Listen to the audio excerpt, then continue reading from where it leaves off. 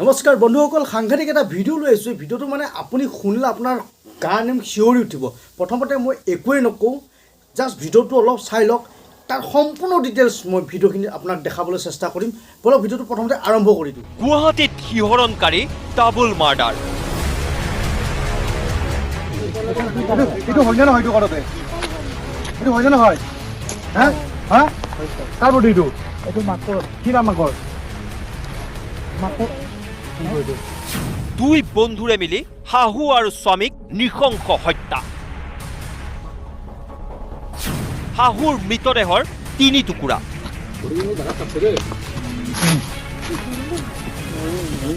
দেখিলে আপোনালোকে, এয়া হ'ল মাৰ্ডাৰ কেছ আৰু 5 টুকুৰা 6 টুকুৰাকৈ পেকিং কৰি পেলাই দিছে। আপুনি শ্ৰদ্ধাক মাৰ্ডাৰ কৰি 32 টুকুৰা কৰি ফ্ৰিজত ৰাখি পেলাই দিয়া শুনিছে, কিন্তু আমাৰ অসমতো এনেকুৱা এটা ডেঞ্জাৰ কাহিনী হৈছে যিটো আপোনালোকে মানে ভাবি আচৰিত হৈ যাব। বন্ধুসকল, মই বেছি কথা নকওঁ, ছেকেণ্ড ক্লিপটো মই দেখাম লগে লগে। তাত এনেকুৱা কিছুমান ভয়াৱহ কথা আমাৰ অসম আৰক্ষী আয়ুক্ত দিগন্ত বৰা ডাঙৰীয়াই কৈছে, আপুনি পাগল হৈ যাব। এই যে মাৰ্ডাৰ কৰিল, পেকিং কৰি পেলাই দিলে, যিটো প্ৰি প্লেনিং, আপুনি শুনি আচৰিত হৈ যাব। কোনোবা চব্জি বেপাৰী, কোনোবা মানে টেক্সি ড্ৰাইভাৰ, আপুনি পাগল হৈ যাব। ক'ত কেনেকৈ পেলাইছিল একে সম্পূৰ্ণ ডিটেইলছ এই ভিডিঅ'টোত পাব। বলক বন্ধুসকল, সেই শেষখিনিও চাই দিওঁ, তাৰপিছত মোৰ লাষ্টত মোৰ নিজৰ মতামত মই জনাম। বাধ্য হ'ল যে তেওঁ বন্দনা কলিতা, যাৰ বয়স 32 বছৰমান হ'ব, আৰু তেওঁ জিম ইনষ্ট্ৰাক্টৰ হিচাপে কাম কৰে। এটা গুৱাহাটীৰ জিমত। বৰ্তমান তেওঁ মাছল পাম্প জিম বন্দা এৰিয়াত তেওঁ জিম ইনষ্ট্ৰাক্টৰ হিচাপে কাম কৰে। তেওঁৰ দুজন সহযোগী এই অপৰাধটো কৰাত ধন্তি ডেকা, যি এজন টুৰিষ্ট কেব ড্ৰাইভাৰ হিচাপে কাম কৰে, আৰু এজন অৰূপ ডেকা, যি শাক পাচলিৰ ভেণ্ডাৰ দোকান দিয়ে আমাৰ খানাপাৰা এৰিয়াত। এই দুজনৰ লগত মিলি তেওঁ শাহুৱাই আৰু তেওঁ হাজবেণ্ডক হত্যা কৰিছে। এয়াই নহয়, হত্যা কৰিয়ে কি কৰিছে জানে? তেওঁ দুজন বন্ধুৰ লগত মিলি পিলে গুচি গৈছে বাহিৰত। ক'ত গৈছে আপোনালোকে ভিডিঅ'টো চাই থাকিব, গম পাব। আৰু পেলাই পিনে কি মজ মস্তি এনজয় কৰি কিনে আহিছে। বাহ বাহ, ভাবিছিল বাচি গ'লোঁ মই। এই মক্কেল দুজন আপোনালোকে স্ক্ৰীণশ্বট চাওক, এই দুজন মক্কেল আৰু এইজনী মক্কেল আনিজনী, নকৈছোঁ আৰু। বাকীখিনি শুনক, গম পাই যাব শেষলৈকে কি আছে। আৰু হত্যা কৰি দুইজনৰে বডি পাৰ্টছ পিচকৈ কাটি পলিথিনত ভৰাই মেঘালয়ৰ এৰিয়াত পেলাই দিছে। এতিয়া আমি যেতিয়া ইণ্টাৰগেট কৰাৰ পিছত দেখা গ'ল যে যিটো ঘটনা বৰ্তমান পোহৰলৈ আহিছে, যে 26 জুলাইৰ দিনা, যোৱা বছৰৰ 2022-ৰ 26 জুলাইৰ দিনা শংকৰী দে তেওঁ থাকে চানমাৰীত তেওঁ য'ত থাকে সেইটো ঘৰত তেওঁ অৰূপ ডেকাৰ লগত যায় সন্ধিয়া সময়ত। আৰু প্ৰথমে অৰূপ ডেকা আৰু বন্দনা কলিতা শাহুৱেকৰ ঘৰত সোমাই এটা গাৰুৰে শাহুৱেকক উশাহ নিশাহ বন্ধ কৰে। আৰু তেওঁ যেতিয়া অচেতন হৈ যায়, তাৰপিছত তলত বেলনা মাৰি এডাল দি এখন দায়ে তেওঁৰ মূৰটো শৰীৰৰ পৰা বিচ্ছেদ কৰে। তাৰপিছত গোটেই বডিটো 3টা পাৰ্ট কৰা বুলি তেওঁ বৰ্তমান স্বীকাৰ কৰিছে। সেই সময়ত যিজন ধন্তি ডেকা ঘৰৰ বাহিৰত আছিলে, ধন্তি ডেকাক পলিথিনৰ বেগ আনিব কয়। পলিথিনৰ বেগ ধন্তি ডেকাই লৈ আনে, আৰু এই বডি পাৰ্টছখিনি পলিথিনৰ বেগত ভৰাই কম্বলেৰে মেৰিয়াই সেই ধন্তি ডেকাৰ এখন হুণ্ডাই এক্সেণ্ট গাড়ী আছে, সেই গাড়ীত সেইদিনাখন ৰাতিৰ পুৱাৰ ভাগলৈ, শেষ ৰাতি হুণ্ডাই এক্সেণ্টেৰে তিনিওজন ইয়াৰ পৰা মেঘালয়লৈ ৰাওনা হয়। মানে 27 জুলাইৰ ৰাতিপুৱা আৰ্লি মৰ্ণিং তেওঁ মেঘালয়লৈ ৰাওনা হয়। আৰু ৰাওনা হৈ যিটো আমাৰ চেৰাপুঞ্জী ৰোড আছে শ্বিলঙৰ পৰা, সেই চেৰাপুঞ্জী ৰোডৰ এটা জেগাত খাৱৈত ওপৰৰ পৰা তললৈ এই বডি পাৰ্টছখিনি পেলাই দিয়ে।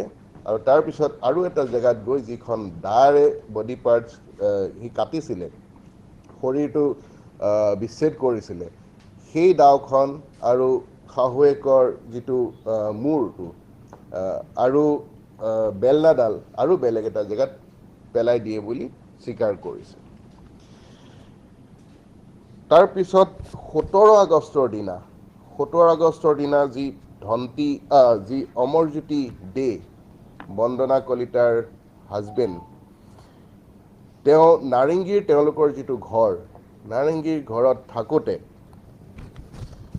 তাতে ধন্তি ডেকা আৰু অৰূপ ডেকাৰ সহযোগত এডাল ৰডেৰে অমৰজ্যোতি দেৰ মূৰত মাৰে আৰু তেওঁ যেতিয়া অচেতন হৈ যায় তাৰপিছত তেওঁৰ শৰীৰটো 5টা টুকুৰা কৰে। আৰু সেইদিনাখন ৰাতি এই ঘটনাটো হোৱাৰ পিছত 18 আগষ্টৰ আৰ্লি মৰ্ণিং খুব পুৱাতে আগৰ দৰেই পলিথিনৰ বেগত বডি পাৰ্টছখিনি ভৰাই তেওঁলোকে হুণ্ডাই এক্সেণ্ট গাড়ী যি ধন্তি ডেকাৰ ইয়াৰ পৰা লৈ যায় আৰু এইবাৰ ডাউকিৰ যিটো ৰাস্তা, সেই ডাউকিৰ ৰাস্তাত সেইখিনি এটা দ খাৱৈত পেলাই দিয়ে। এই ঘটনাটো যেতিয়া আমাৰ পুলিচৰ তদন্তত পোহৰলৈ আহিলে তেতিয়া ধন্তি ডেকাক আমাৰ গুৱাহাটী পুলিচে তিনিচুকীয়া আৰক্ষীৰ সহযোগত তিনিচুকীয়াত গ্ৰেপ্তাৰ কৰে আৰু তেওঁক গুৱাহাটীলৈ লৈ অনা হয়। যিজন অৰূপ ডেকা তেওঁক গুৱাহাটীৰ খানাপাৰাৰ পৰা গ্ৰেপ্তাৰ কৰা হয় আৰু বন্দনা কলিতা যি আগৰ পৰাই আমাৰ পুলিচৰ জিম্মাত আছিলে, তেওঁলোকক লৈ মেঘালয়লৈ ৰাওনা হয় আমাৰ স্পেচিয়েল টীম। আৰু মেঘালয়ৰ পুলিচৰ সহযোগত যথেষ্ট সহায় আমি পাইছোঁ, সঁহাৰি পাইছোঁ মেঘালয় পুলিচৰ সহযোগত যোৱাকালি যিটো জেগাত শাহুৱেকৰ বডি পাৰ্টছ পেলাইছোঁ বুলি কৈছিলে তিনিজন অভিযুক্তই, সেইখিনিত আমি বিচাৰ খোচাৰ কৰাত অত্যন্ত দুৰ্গম অঞ্চল, তাত বিচাৰ খোচাৰ কৰাত আমি কিছু বডি পাৰ্টছ যোৱাকালি ৰিকভাৰী কৰিবলৈ সক্ষম হৈছোঁ। আজি বাকী দুজন অভিযুক্ত যি অৰূপ ডেকা আৰু ধন্তি ডেকাক গ্ৰেপ্তাৰ কৰি আদালতত হাজিৰ কৰা হৈছে আৰু ইয়াৰ পিছত যি আমাৰ আনজন ভিক্টিম যি অমৰজ্যোতি দে, তেওঁৰ বডি পাৰ্টছ য'ত পেলাইছোঁ বুলি তিনিওজন অভিযুক্তই কৈছে, সেইখিনি বডি পাৰ্টছ উদ্ধাৰ কৰিবৰ কাৰণে আমি আকৌ অভিযান অব্যাহত ৰাখিম। এতিয়া ঘটনাৰ মটিভটো কি হ'ব পাৰে, যিটো এতিয়ালৈকে তদন্তত দেখা গৈছে যে 12 বছৰমান আগতে বন্দনা কলিতা আৰু অমৰজ্যোতি দেৰ বিবাহ হৈছিলে আৰু দুইখন ঘৰৰে, বন্দনা কলিতাৰ ঘৰ আৰু অমৰজ্যোতি দেৰ ঘৰ, দুইখন ঘৰৰে অমতত এই বিবাহ হৈছিলে। পিছত শাহুৱাই শংকৰী দে দুয়োজনকে গ্ৰহণ কৰে।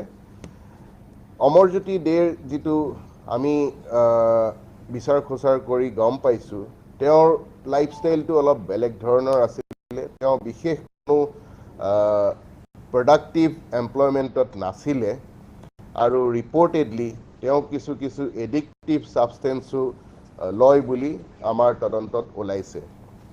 আৰু তেওঁৰ বন্ধু বহুত বেছি আছিলে আৰু সেই বন্ধু বিশেষকৈ মহিলা বন্ধু বেছি আছিলে আৰু এনেকুৱা বিভিন্ন কথাতে হাজবেণ্ড ৱাইফৰ মাজৰ যিটো সম্পৰ্ক, সেই সম্পৰ্কটো অলপ বেয়াৰ ফাললৈ যায়।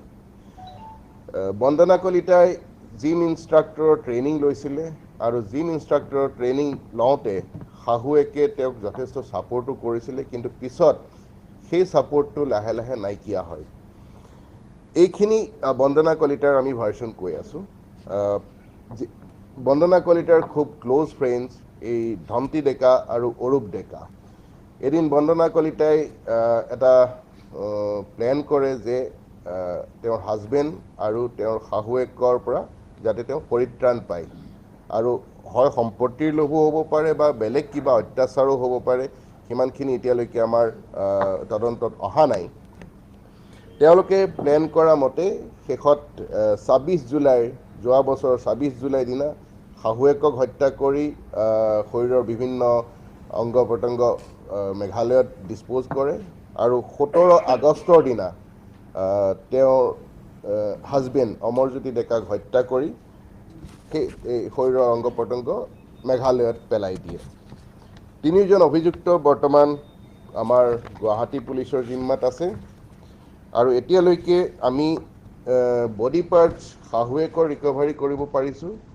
আমি তেওঁৰ যি পতি হাজবেণ্ডৰ এতিয়ালৈকে বডি পাৰ্টছ ৰিকভাৰী আমি কৰিব পৰা নাই, সেইটো আমাৰ অভিযান অব্যাহত থাকিব। বন্ধুসকল, এই আছিল লাষ্ট আপোনালোকে সকলো দেখা পালে, শুনা পালে। ভাৰতবৰ্ষৰ ভিতৰত বহুত মাৰ্ডাৰ দেখা পাওঁ, বহুত কিলাৰ প্ৰি প্লেনিং দেখা পাওঁ। সেইবোৰকে চাই বা সাৱধান ইণ্ডিয়া নিচিনা কিছুমান কাহিনী চাই আমাৰ এই অসমৰ মানুহে চেঞ্জ হোৱা নাইনে বাৰু? এইটো মোৰ মতামত। আপোনালোকক মই যিহেতু কৈছিলোঁ মোৰ মতামত দিম। এজন মানুহক মাৰোঁ বুলি কওঁতে বহুত কথা চিন্তা কৰিব লাগে।